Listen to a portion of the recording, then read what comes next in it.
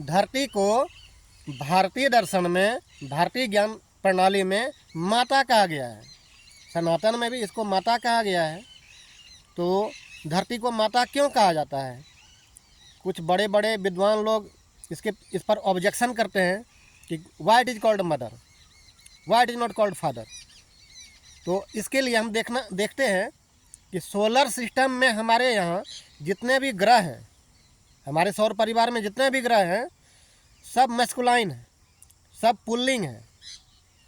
बुध, शुक्र, मंगल, बृहस्पति, शनि, नेपच्यून, यूरेनस, प्लूटो जितने भी हैं, हालांकि प्लूटो पर दूसरी बात है, तो सारे मैस्कुलाइन हैं। लेकिन एक धरती ही ऐसी है जिसको फेमिनिज्म यानी स्त्रीलिंग का दर्जा है। तो स्त्रीलिंग रहने के कारण इसमें जनन करने की शक्ति है।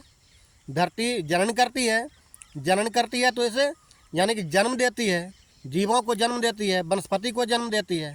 तो जन्म जब देती है तो ये जननी हुई तो ये माता हुई। जननी में सर्वोत्तम जो वो तो माता का ही रूप है। इसीलिए धरती को हम लोग माता कहते हैं। कि बाकी जो पुल्लिंग जितने भी ग्रह हैं, किसी के पास जनन करने की शक्ति नहीं है, सब मैस्कुलिन है। वहाँ पर लाइफ कहाँ है? वेयर देयर इज लाइफ, तो कहीं जीवन है नहीं। लेकिन धरती ही एकमात्र ग्रह है जो जनन करती है, यहाँ पर जीवन है। तो इसके पीछे क्या रीज़न है? धरती को ये जनन करने की शक्ति कैसे मिली? बाय डिफ़ॉल्ट मिली या स्पॉन्टेनियस है या किसी योजनाकार ने एक योजना के तहत इसे दिया है? तो देखिए, अगर ये स्पॉन्टेनियस होता तो इस विशाल ब्रह्मांड में धरती के जैसे और भी कोई एंटिटी जरूर होती जिस पर कि इस प्रकार का गुण होता, वहाँ जनन होता, लाइफ होता। तो स्पॉन्टेनियस और भी कहीं हो सकता था, लेकिन कहीं नहीं है। और बाय डिफ़ॉल्ट होता है, तो जैसे हम लोग धान गेहूं का खेती करते हैं ना, तो उसमें बाय डिफ़ॉल्ट खरपतवार आ जाता है। तो किसान क्या करते हैं?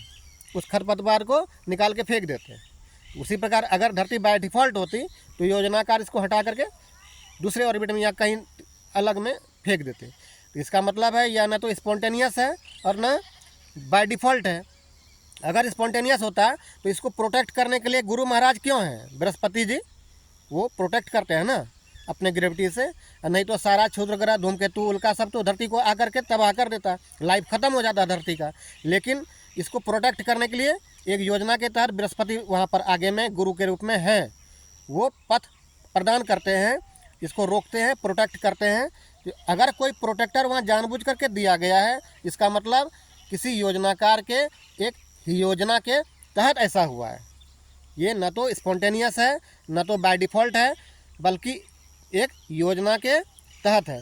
इसीलिए हम लोग धरती को माता कहते हैं। योजनाकार ने एक यूनिक एंटिटी बनाया है, ग्रह बनाया है, जिस पर कि जीवन है। और पूरे यूनिवर्स में आज तक कहीं नहीं मिला ऐसा एंटिटी जहाँ पर कि लाइफ चल रहा है।